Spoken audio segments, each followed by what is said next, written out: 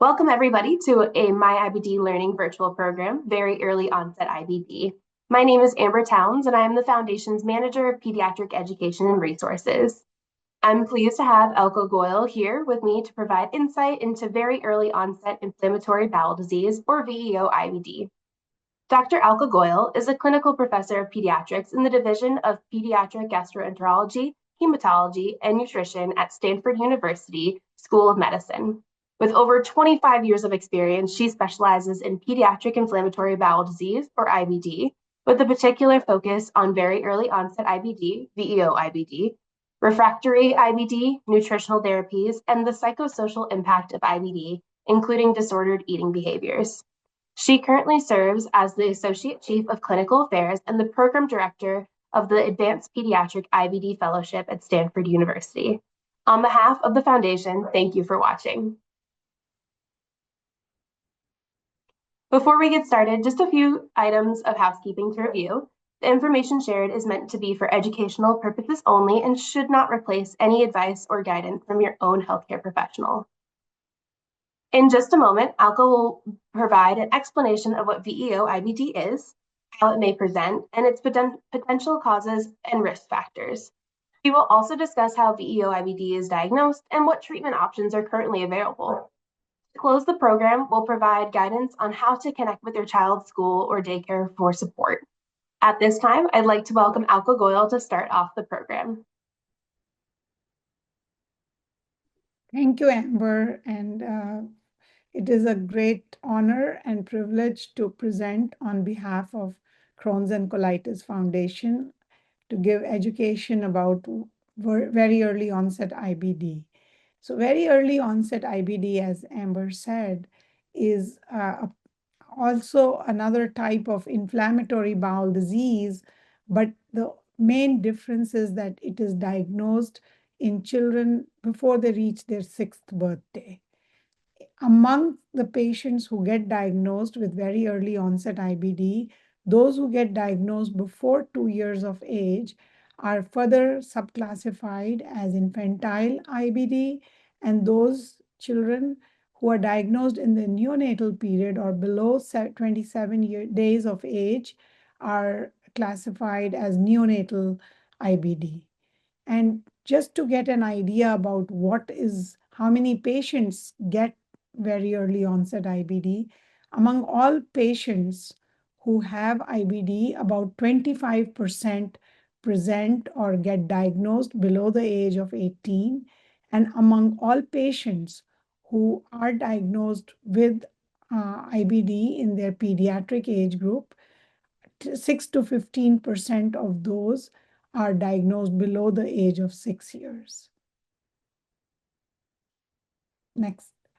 So symptoms for very early onset IBD can be very typical, like abdominal pain, blood or mucus in the stools, diarrhea, but it can also be with severe constipation, persistent vomiting, reluctance to take bottle or breastfeeds in infants, mainly due to lack of appetite or not feeling well.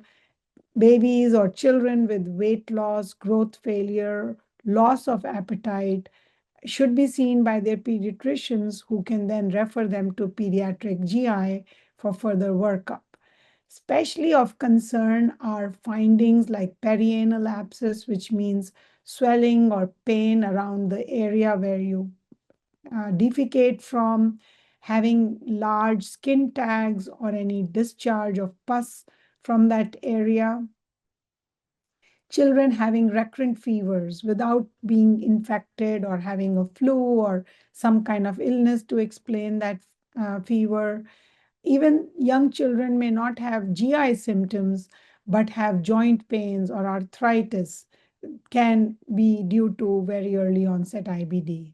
Then another feature to keep in mind would be other extraintestinal manifestation like red eyes, problems with bright lights or watering of eyes. These are things to kind of consider as signs of very early onset IBD. Then some types of skin rashes, not necessarily eczema or hives, but other rashes like psoriasis or ulcers on the skin can sometimes be early features of IBD. And then, of course, children who keep becoming sick with recurrent infections, pneumonias, or infections, especially those requiring hospitalizations for IV antibiotics, can trigger a concern for underlying immunodeficiency, which can further predispose to very early onset IBD. Then there are several risk factors which come together and interact with each other to cause IBD, and these include our genetic predisposition, environmental factors, which have not been that well understood completely, but we know about certain factors, which I will allude to, a dysfunctional microbiome. So as we all know, we have trillions of bacteria, viruses, fungi in our guts, which make a very rich network of microbiota. And these are not infections. They play a very critical role in regulating our immune system and our body functions. In patients with IBD, whether it be early onset or later onset, the formation or the structure of this microbiome is disturbed. So there is an imbalance between good and bad bacteria, or overall diversity is reduced, called as dysbiosis. And then immune system gets dysregulated as a result of these factors coming together, which means that the normal function of the immune system is to attack infections or protect us from infections. On the other hand, when immune system is attacking these microbes, which are not really infection, uh, without any clear reason or etiology, then in a dysregulated manner, which means once this activation or attack on the gut microbiome starts, it doesn't really stop. It just works on its own pathway and causes damage and destruction to the gut lining. That's called immune dysregulation. And that is what really plays a critical role in development of gut inflammation in IBD, including very early onset IBD. So some of the things that we ask patients when we are evaluating a child with suspected IBD is whether there is any family history of other individuals with deficiencies in their immune system, which can be known or unknown. So things like repeated infections, some severe conditions, which is one of them being hemophagocytic lymphohistiocytosis, in which the red blood cells or the white cells are eaten up by their own bone marrow cells and can cause fevers, high liver enzymes, and quite a sick presentation in individuals. That sort of family history is important to note. And then susceptibility to severe infections in family members, especially in mother's side of the family, because some of these conditions are X-linked. Then early onset malignancies in the family. And then if the parents are related, blood relatives like second cousins, first cousins, etc., that can bring about higher risk of developing these genetic conditions. So some of the genetic factors can be even more prominent in patients with very early onset IBD as compared to later onset IBD. In fact, a recent study showed that about 15 to 20% of children who present with very early onset IBD have single gene defects called as monogenic gene defects, which can lead to a severe type of very early onset IBD. And if we look at the various categories of these gene defects, they can be roughly characterized as IL-10 signaling defects and T and B cell defects, autoinflammatory conditions, hyperinflammatory disorders. uh, is how do we evaluate children who have suspected very early onset IBD?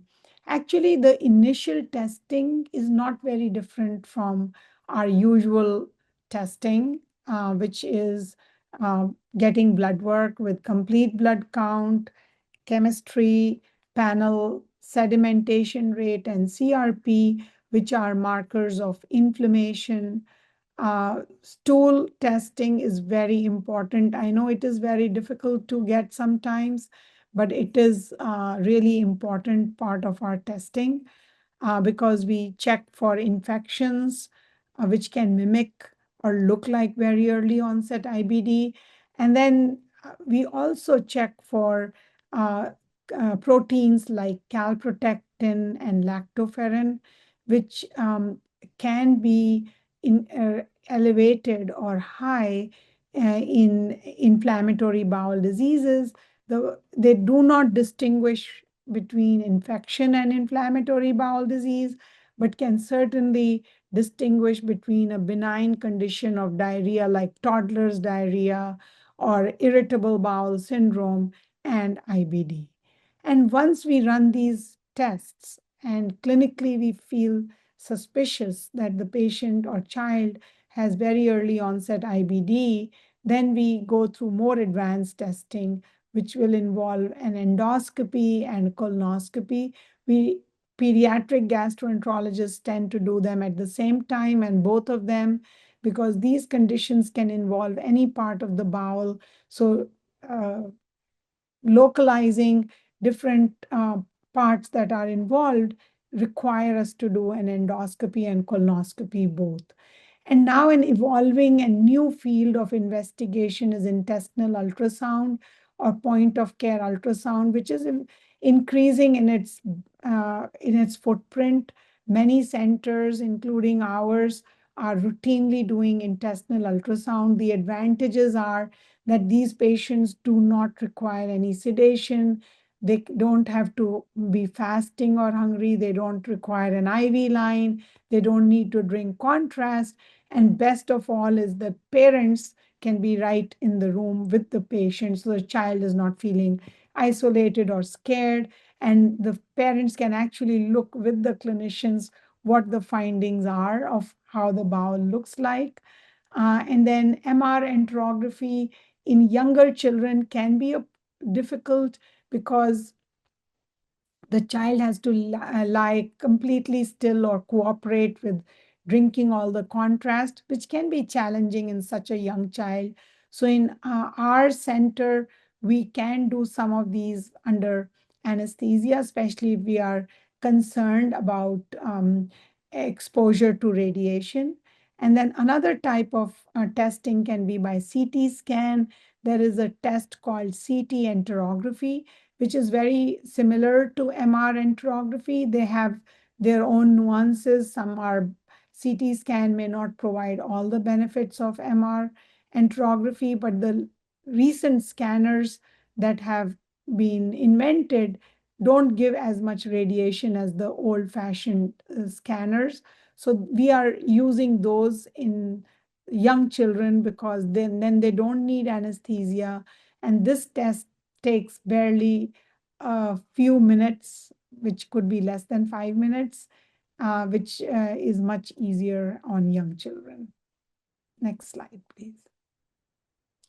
We can also do additional screening tests depending on the history, which was actually mentioned on the last slide, which could be HIV, tuberculosis, celiac disease, checking for thyroid and allergic conditions, because they can be either associated with IBD or sometimes mimic IBD. Now, after we have diagnosed a patient with IBD, we then, especially in younger children, want to make sure that their immune system is working effectively. And for that, we need to get some baseline testing, and some of these tests should be done even before the first medication is given, so that the medications don't change the results of these testing, especially the lymphocyte subsets, which gives an idea about what kind of lymphocytes distribution do we have in our bodies. Then immunoglobulins are proteins that provide protection to us, and they, like any antibodies that are made, are through immunoglobulins. So we check our ability to make immunoglobulins. Vaccine, we like to take a history of vaccination because it's very important that our children are adequately vaccinated before they get medications for IBD, since they may not be able to get live viral vaccines later, which can be critical for later predisposition to infections like measles, which we are all familiar with the current outbreak. Lymphocyte subsets, as I said earlier, should be tested before you start any medications. And these test the distribution of our white cells called lymphocytes and our ability to make antibodies or fight some infections. Neutrophil oxidative burst assay is a type of test we do to see how well we are equipped in fighting some bacterial infections. And this test is really important to do before we start strong medications, which I will come to later, especially biologicals, because if a child has immunodeficiency and we give them that biologicals, they can have severe infections. So we want to prevent any harm to these children. Similarly, HIV and tuberculosis can present in the GI tract in a manner similar to IBD. So we don't really want to be treating IBD while the child has some occult infection with such bacteria or viruses. So we really want to make sure that the child is tested. And then we are more and more moving towards genetic testing. And main reason is that if we find a particular type of mutation, it could guide our therapy adequately. And, some children who need bone marrow transplant, like I talked about earlier, we don't need to put them through the whole gamut of strong medications and refractory treatment, etc., before we take action. So we start with a gene panel in which, different labs have different gene panels, but more or less they overlap with each other. There are very subtle differences between them, but the advantage of gene panel is that there is a very quick turnaround. We look for certain identified genes which are known to be associated with IBD and could make a difference in the treatment. And then if we don't find them, depending on the child's condition and response to therapy, we can then go towards whole exome gene sequencing or whole genome sequencing. And typically it is not your gastroenterologist who will do this. It's either done with a research protocol, as is seen in some big centers like CHOP. Even at Stanford, we have a rare disease network. So our genetic specialists can run these tests for us. And most of your doctors can refer your children to genetic experts who can run these tests. And that would help in identifying some of those genes which were not as well described in the gene panel. So there may be new discoveries by these extended testing. Next. Okay, so now once we've made the diagnosis, then the elephant in the room is how do we treat our children? So I think our goals of the treatment are not just healing the child completely and resulting in a long-lasting remission, because these two factors will reduce our downstream damage to the bowel. And recent tests and studies have shown that when we effectively treat our children with IBD, then we are reducing their chances of surgeries and colectomies and complications and even disability, which in the old days was quite common in patients with IBD. So I sometimes discuss with my parents that, we always worry about risks of medications, but we should also worry about the risk of complications of poorly treated IBD. So it's really important we treat IBD quite well. And while we have this goal in mind, our number one factor is safety. So we always discuss treatment with our parents and see what is the right treatment for the individual child. So there's no one size fit all here. And treatments are discussed based on symptoms, quality of life, growth and development phase, because if a child is not growing well, then there are certain medication choices that we like to make.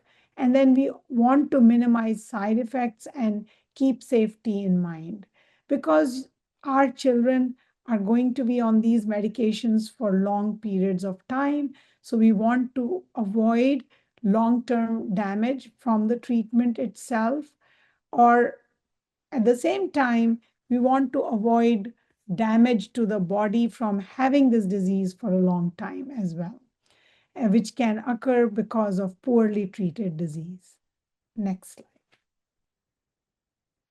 Having said that, the main categories of treatment fall into medical therapies, surgical therapies, nutritional therapy as a primary treatment or as a supplement. And then, as we discussed, some monogenic diseases and refractory diseases could require a bone marrow transplant. Next. So the traditional, we can divide our medical therapy into two sections. One is the traditional way of treating, which has somewhat become a little older in our armamentarium, because we have realized that some of these medications can have as many side effects, but still do not treat us effectively. Remember, our goal is complete healing. And then there are several new and emerging medications, which I will talk to you in detail about very shortly. So we'll start off with traditional medicines. I think all of us are familiar with the term steroids.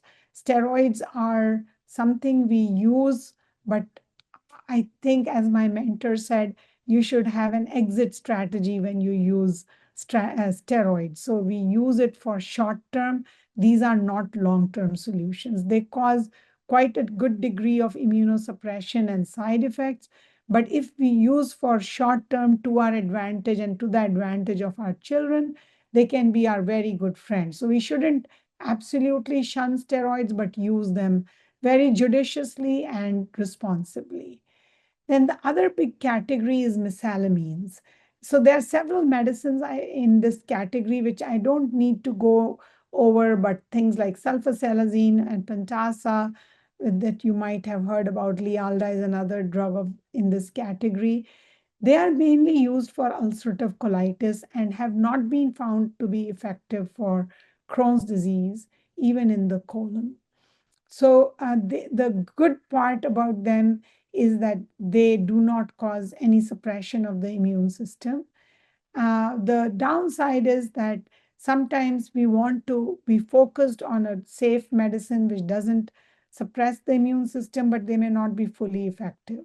So we want to monitor our patients, make sure that they are truly getting complete remission. And then if they are, I think mesalamine is a great choice in some patients with ulcerative colitis. And then we used a lot of immunomodulators. I personally used a lot of them until about, I would say, 2006, 2007 timeframe. And these were mainly mercaptopurine and methotrexate. The advantages are that they do help, although the disadvantages outweigh the advantages. One is that they are not as effective as our newer biological drugs. And secondly, their side effects are not trivial. So they can have as many side effects, and they also do a universal suppression of immune system versus targeted suppression that we do with our new and emerging medicines. And some of them can be associated with cancer. So we want to be careful in not getting lost by saying that these are medicines that are taken orally, so they might be more safe, or our parents or grandparents or somebody was on this drug, so we want our child also to be on this drug. So there is a whole new category of new line of medications called as biologicals. And as of 2014, there are several newer biologicals. Unfortunately, only two of them, which is infliximab and adalimumab, are approved in children. Some of the newer biologicals are even safer and have been extensively used in adults, uh, which in an FDA approved fashion, and by us pediatric gastroenterologists in an offline fashion, just because they're so effective and sometimes safer. But we tend to use them as second line because we don't get approval from insurance companies to use them as first line. So among biologicals, the ones that are approved by FDA, there are two main drugs, infliximab, which is mainly given as infusions, and adalimumab, which is given as an injection every 2 weeks. These are very effective medicines, very helpful in growth, and actually one of the most effective medications among all these medications that are even newer and emerging. But sometimes if a child has a milder form of Crohn's disease or has shown non-response to infliximab or adalimumab, we then turn to these newer medications. One of them is anti-integrin. Commonly used drug is vedolizumab, and the trade name is Entyvio, which is given as an infusion like infliximab, though there are injections available for older children, but not for the very young children. And this category of medication has the advantage of not causing systemic immune suppression because they only suppress the uh, gut migration of activated immune cells into the gut. So the way I explain to my patients is that think of inflammation being a fire, and all the other medications are acting like anti-fire agents or retardants to fire, whereas anti-integrins are like cutting the fuel from the fire so that the fire stops burning.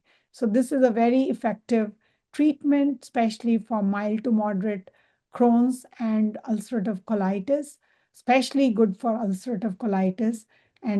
But we are unfortunately able to use it as second line once again because we are not FDA approved, and insurance companies often refuse this medication because it's not FDA approved.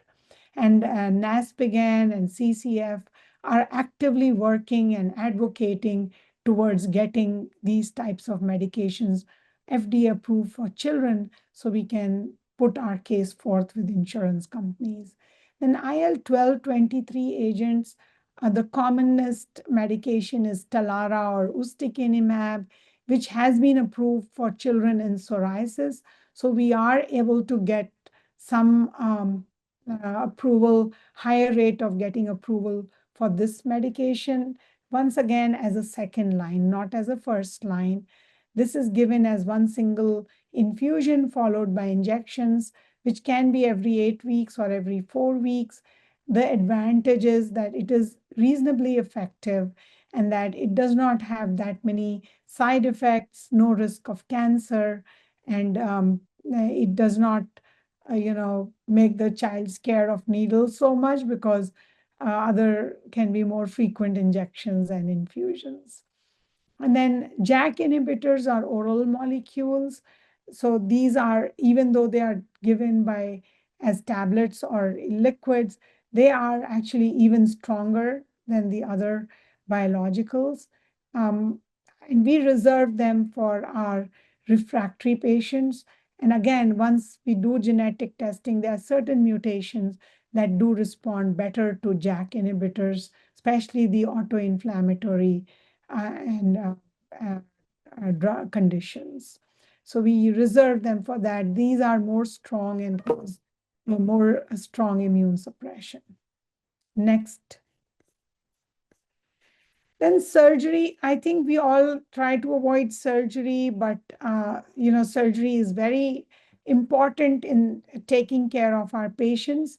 And I would say we should not consider surgery as a failure of therapy or failure of that we failed our child and that's why we are resorting to surgery. It can actually improve the quality of life quite a bit in many conditions. For example, if a patient has an abscess, then that can be drained quite well with surgery. If there is a fistula or a draining hole around the bottom, then we can put a seton or a thread, which prevents recurrent abscess and improves healing of that inflamed perianal area. Then if the patient has developed obstruction or a tight area in the small intestine, surgery is critical to help us avoid bowel blockage and even bursting of the bowel or perforation. And then sometimes, if the child is very early on in their treatment, we haven't even tried all the medications, their disease is just not responding, and they are sick enough that they cannot wait for other medicines to work, we can consider doing a diverting ileostomy, which is giving a temporary bag and giving the colon some time to rest and heal while we try other medications, or say in genetic conditions, even doing a bone marrow transplant. And if we are doing a colectomy, say for a patient with severe colitis who's not really healing with any other treatment and we have to resort to taking out the colon completely, as long as it is not perianal Crohn's disease or really severe Crohn's disease, most patients can develop continuity with pouch creation by the surgeons who then attach the small bowel to the pouch so that the child can actually pass stools like normal, although they will have higher frequency, like 4 to 5 bowel movements a day through the rest of their lives. Next slide, please. Bone marrow transplant, I think I've spoken enough about it, but I wanted to break it down for you in two categories. One is autologous transplant, another is allogenous. Auto, as we know, is self. So in this particular type of transplant, we harvest our own bone marrow cells, then we ablate the immune system or finish off our immune system, which is causing all the inflammation and damage, and then reinfuse the person's own stem cells to repopulate. It's pretty much like a computer is misbehaving. It's not really helping you. So you just clean the whole hard drive and reboot the whole system right from scratch, like you brought it from the store. The disadvantage of this condition, this type of transplant, is almost all patients get the disease back because there's something wrong with your immune system.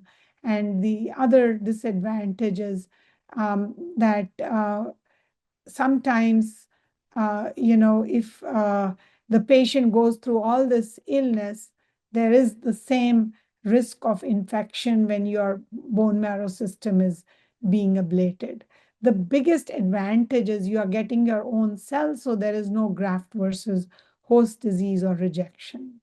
And then the allogenic transplantation, where you use the bone marrow of a donor, which can be best if your own sister or brother who's fully matched, or sometimes an unrelated donor, or now newer techniques are using where the parents can be donors, so it's half matched.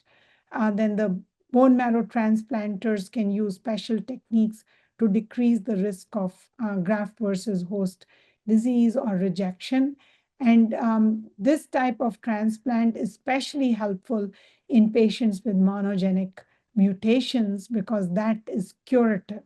And this type of transplant does not cause recurrence of IBD. However, it is a more intensive treatment and there is a higher risk of rejection and graft versus host disease.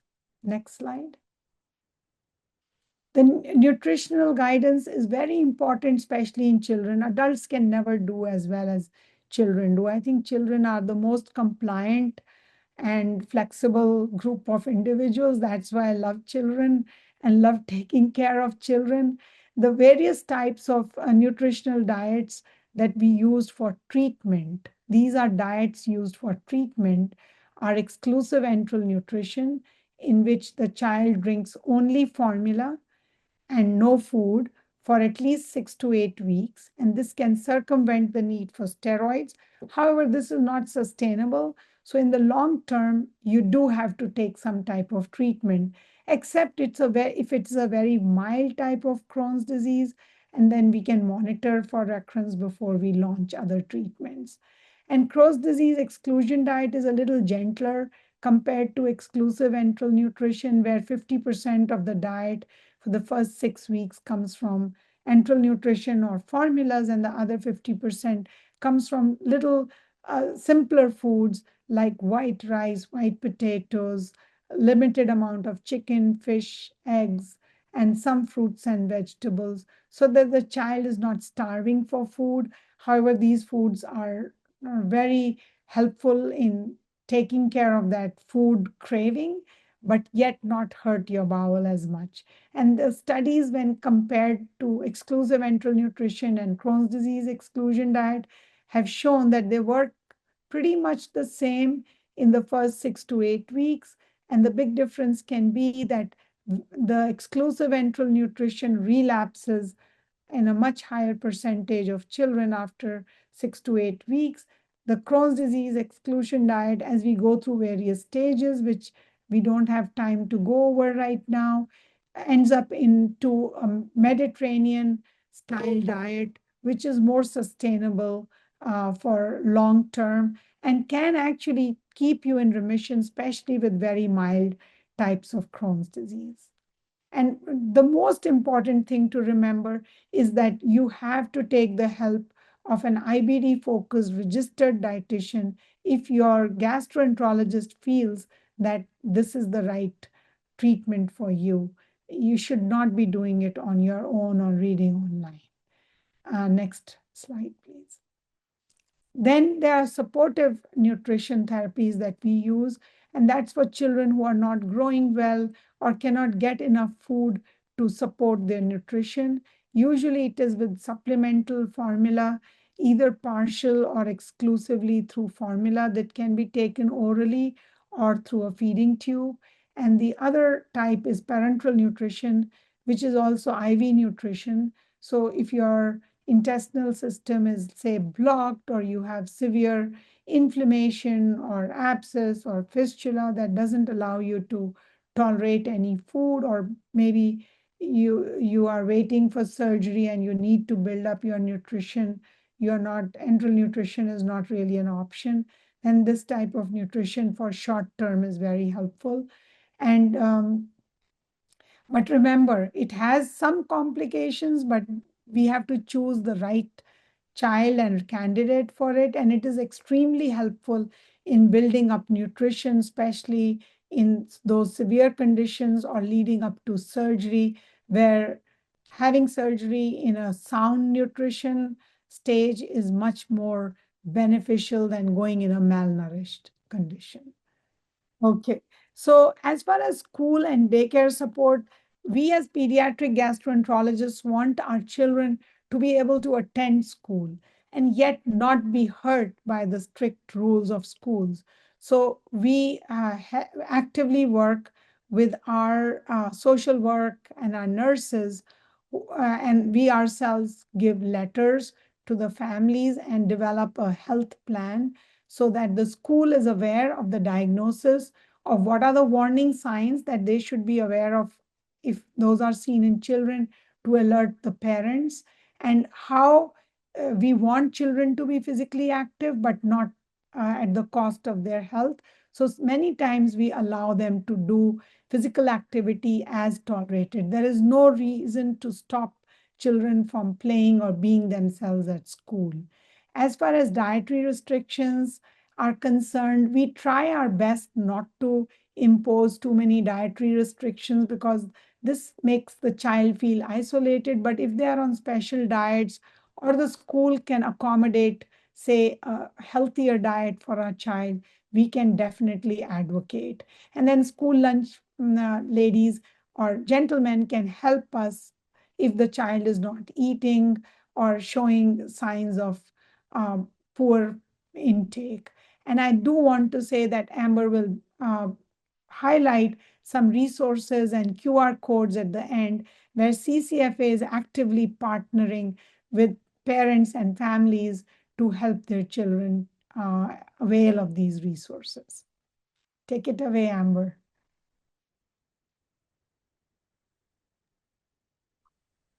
For school-age children, you might be considering establishing a 504 plan.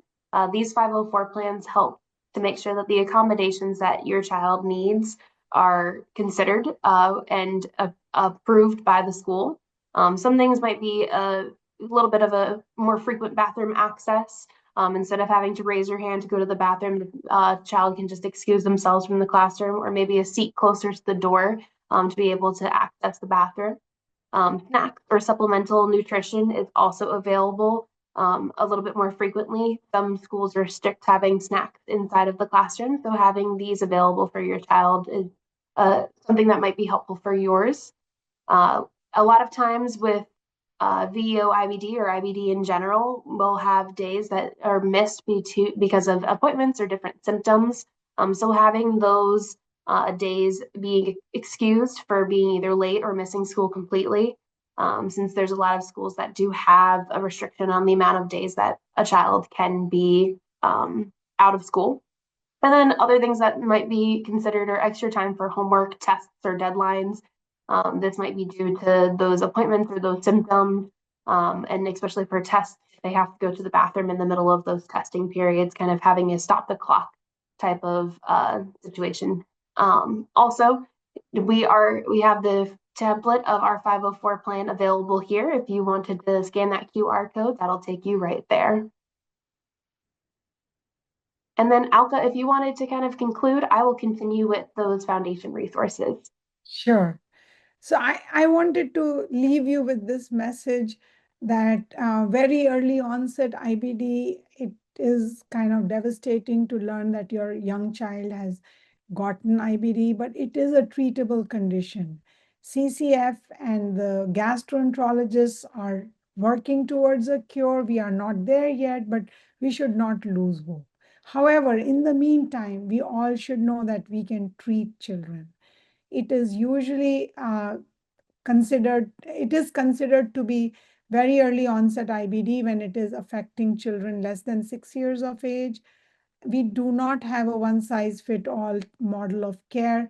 We take each child, their disease, their own family values and priorities into consideration to come up with an individualized care plan. And there is active research going. In the last 25 years, there has been explosion of new discoveries, which has led to phenomenally helpful and effective treatment. So we all work closely with multidisciplinary healthcare team, and with all our efforts in which parents are key partners, we can make a difference in the lives of these children. They can live a full and fulfilling life.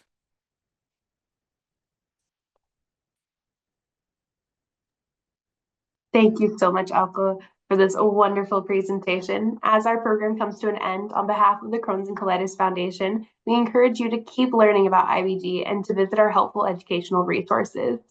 Our youth and parent resource page is available to help guide a full and successful life for your child with IBD.